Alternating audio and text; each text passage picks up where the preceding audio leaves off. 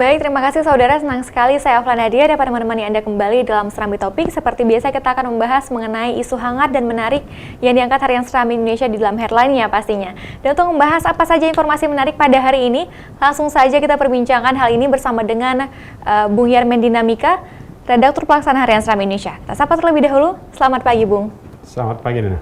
Ya, informasi yang menarik pada hari ini, Bung, pada headline kita, apa yang kita angkat, Bung? Ya, setidaknya ada 4 berita penting dan menarik, sehingga kita tempatkan di halaman muka Serambi hari ini. Ya. Yang headline utamanya, berita utamanya adalah tentang kekayaan calon gubernur dan calon wakil gubernur Aceh yang terdiri atas 6 pasang itu. Ya. Nah, selama ini kan informasinya masih belum pasti. Ada yang ngambil dari Persi KPK, ada yang ngambil dari Persi lain gitu kan. Tapi per 30 November kemarin sudah ditetapkan oleh KIP dan kita baru dapat 2 hari lalu bahwa calon kepala daerah di Aceh itu yang terdiri atas 6 tadi, yang paling banyak memiliki harta kekayaan, aset pasipa, aktiva, itu adalah Pak Dr. Insinyur Abdullah Puteh MSI.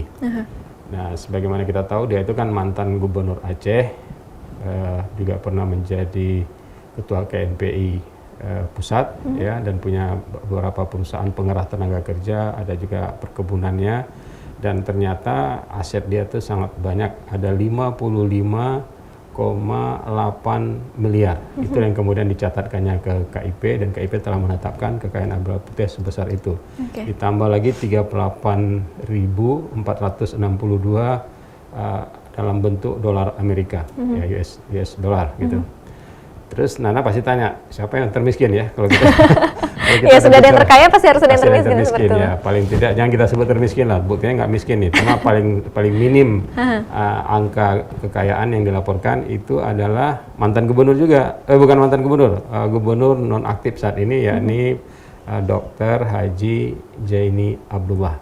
Ya, sebagaimana kita tahu, beliau itu adalah tadinya mantan menteri Gerakan Aceh Merdeka, terus kemudian pernah menjadi wakil GAM dalam perundingan RI dengan GAM di Swiss ketika itu. Terus kemudian pulang ke Aceh, dia terpilih bersama satu paket dengan Mujaqir Manap. Nah, sekarang kekayaannya ternyata sangat rendah, dari semua mereka itu hanya 1,6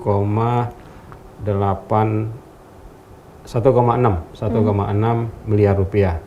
Ya, dibandingkan dengan wakil dia adalah Mujaqir Manap. Mujaqir Manap itu masih lumayan, angka yang dicatatkan itu 9,6 miliar, hampir 10 miliar gitu. Padahal kalau kita lihat 5 tahun yang lalu ini mereka masih kere-kere nih. Mujaqir bahkan mencatatkan kekayaannya waktu itu 60 juta, dan Abu Jaini juga tidak sampai 1 miliar seperti keadaan saat ini gitu. Nah, di luar itu kan kita juga ingin mencari tahu siapa wakil yang paling banyak asetnya gitu. Ternyata yang paling banyak asetnya itu adalah Teku Alaidinsa, Master Engineering. Dia ini adalah dosen, sehari-hari dosen Fakultas Teknik Unsia, lulusan Jepang. Tapi mungkin di luar itu dia punya banyak usaha, di samping juga mengepalai PMI Aceh. Nah, di tengah situasi seperti itu, baik dia tambah istrinya yang dokter gigi, ternyata menghasilkan aset lumayan banyak. Mereka punya, Pak Teku Alaidinsa mencatatkan harta kekayaannya 18,3 miliar. Ya, tapi tidak ada sepeser pun dalam bentuk dolar gitu. Nah, inilah yang menjadi headline Serambi hari ini, supaya publik tahu. Nanti publik pasti akan mengukur kalau sekarang kekayaannya seperti ini, kalau terpilih 5 tahun lagi ke depan seperti apa, ya kan? Sepanjang wajar, ya itu kita anggap pemerintah kita menjalankan pemerintah dengan amanah dan tidak rakus uang lah, kira-kira seperti itu. Berarti ini hanya sekedar menginformasikan kepada masyarakat mengenai harta kekayaan untuk calon gubernur dan juga calon wakil gubernur, atau ada informasi lain yang ingin kita sampaikan melalui berita pada hari ini, Bung? Ya, yang utamanya itu, tapi kemudian kan kita maknai apa makna dari angka-angka kekayaan ini bagi publik, kan gitu. Ya, kita minta pendapat dari teman-teman gerakan anti korupsi, dari Gerak atau dari Mata. yang nanti akan menganalisis ini. Maknanya antara lain seperti itu. Ini sebagai parameter untuk mengukur apakah tiba-tiba 5 tahun ke depan kekayaan mereka tiba-tiba memiliki rekening gendut yang luar biasa, atau wajar-wajar saja dengan gaji sekian dikali 1 tahun 12 bulan dikali 5 tahun, ya mungkin wajar kalau dia punya kekayaan misalnya bertambah sekitar 10% atau 20%. Tapi kalau bertambahnya berlipat ganda itu kan jadi aneh, dari mana dia dapat duit kan itu. Nah, itu tujuan kita, dan negara pun terutama ada yang kita sebut sebagai LHKPN, itu pengumuman laporan hasil kekayaan dari masing-masing kandidat ini, itu dicatat oleh negara dan dipantau. Terus salah satu yang memantau nanti adalah KPK tentunya. Dan itu juga melalui informasi yang kita hadirkan pada hari ini, kita juga meminta untuk masyarakat mungkin bisa sama-sama memantau seperti itu. Pasti. Untuk calon gubernur dan juga wakil gubernur nanti yang mungkinnya akan terpilih selanjutnya seperti itu, Bung. Informasi lainnya, Bung, yang kita angkat pada hari ini dan cukup menarik untuk kita bahas. Ya, yang penting juga adalah informasi dari Singkil. Kita tahu dalam 1 minggu ini headline kita dominasi oleh berita banjir Singkil yang luar biasa, bertahan air sampai 6 hari, ya, dan ternyata kemarin mulai surut, dan mulai tadi kemarin sore sampai tadi malam sampai tadi pagi dikebut terus pengerjaan pemasangan jembatan belei yang dikirim oleh Dinas Bina Marga Provinsi Aceh ke sana. Dan tadi udah dipasang sekitar 12 meter, yang rusak itu kan 7 meter jalan yang rusak, jadi perlu sini berapa meter, sana berapa meter, meskipun yang dikirim 21 tapi mereka pakai 12, lebarnya 4 meter, sehingga tadi pukul 15 sore, 15:16 untuk pertama kali truk besar sudah bisa melintasi jalur yang selama ini terhambat gara-gara jalan putus dihantam oleh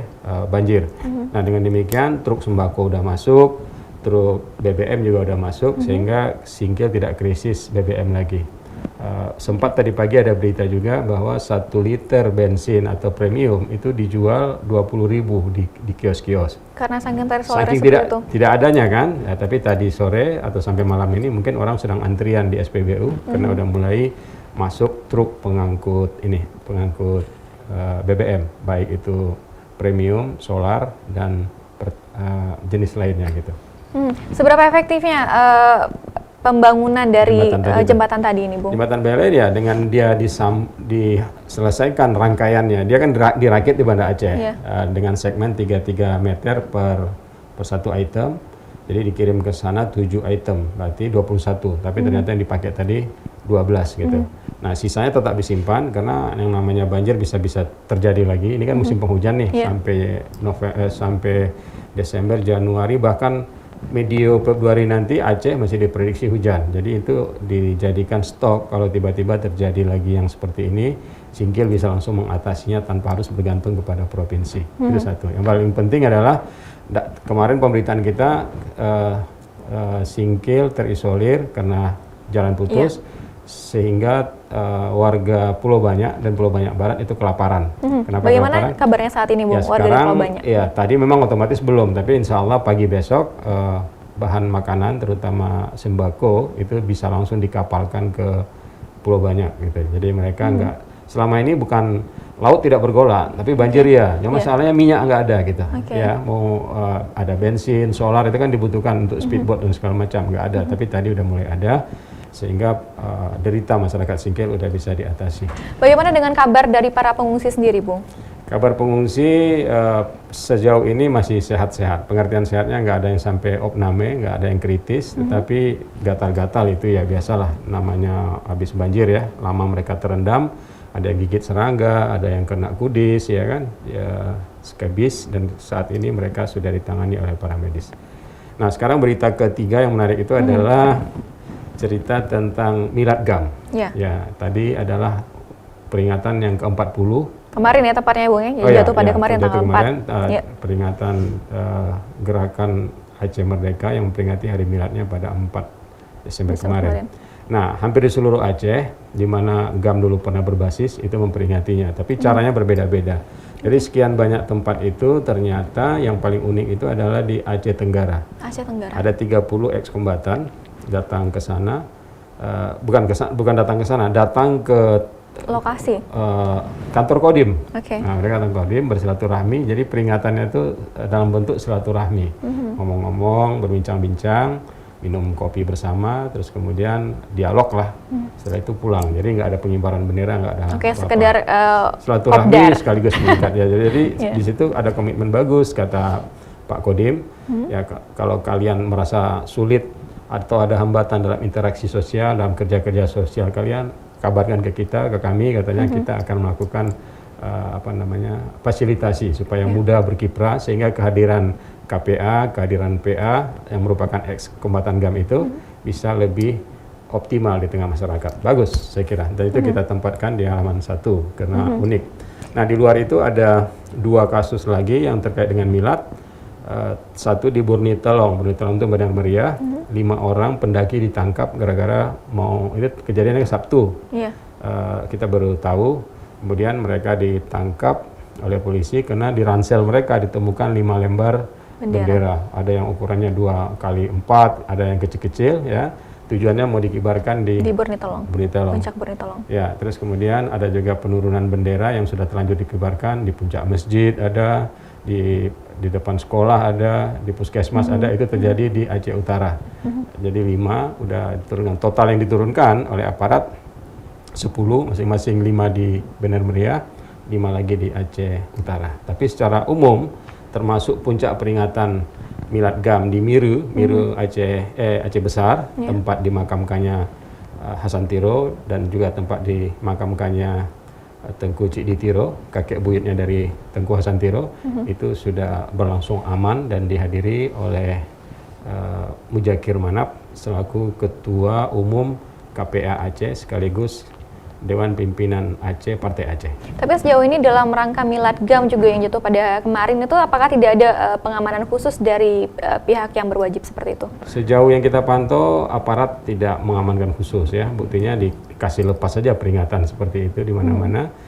Cuma itu tadi, paginya mereka langsung melakukan patroli. Tujuan patroli itu adalah untuk mengamankan jangan ada bendera dikibarkan. Tapi seperti di Aceh Utara itu, justru pengibarannya dilakukan setelah patroli pulang gitu. Oke, luput dari pantauan ya. Nah, ada juga yang menarik bersamaan dengan peringatan Milad GAM, hari 4 Desember kemarin itu adalah hari peringatan ulang tahunnya Partai Nasional Aceh PNA. Jadi sama-sama 4 Desember gitu. Tapi peringatan PNA tidak segeber peringatan Milad GAM, meskipun dilakukan dalam jumlah yang cukup tersebar, tapi jumlah masanya tidak cukup banyak gitu. Luar biasa informasi kita pada hari ini, ada tadi mengenai harta kekayaan dari calon gubernur dan wakil gubernur, juga mengenai singkil yang sudah tidak lagi terisolir karena sudah ada bantuan dari masyarakat, dari pemerintah, dan juga mengenai Milad GAM yang jatuh pada kemarin 4 Desember.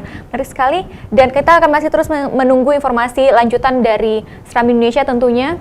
Terima kasih Bu Yarman untuk waktunya hari ini. Terima kasih Nana. Saudara, demikian perbincangan kita dalam Serambi Topik, kembali ke studio.